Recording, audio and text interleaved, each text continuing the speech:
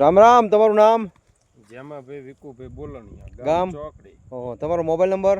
9723326168. આપણે તલમાં કઈ વેરાયટી આવી જામાભાઈ ક્યાંમાં? મંતવ્ય 5 નંબર. મંતવ્ય 5 નંબર.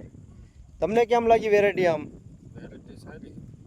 સારી એટલે આમ કઈ રીતે સારી? આમ બળવામાં હાઈટમાં બળવા સાઈઝમાં મોટા લાગે અને સિરીઝમાં લાગે ઘાટા એકદમ.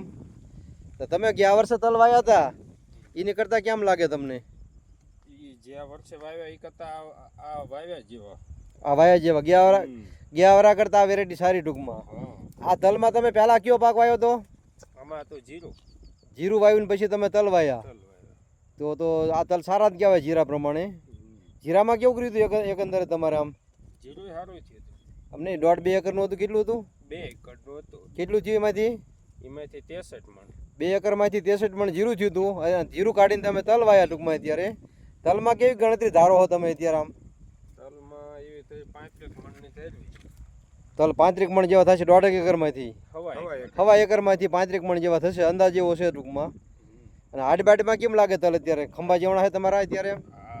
ખંભા જેવડા ગણાય ટૂંકમાં. મિત્રો આ તમે વેરાયટી જોઈ શકો છો. ટૂંકમાં મંતવ્ય કંપનીની 5 નંબરની વેરાયટી છે. તમે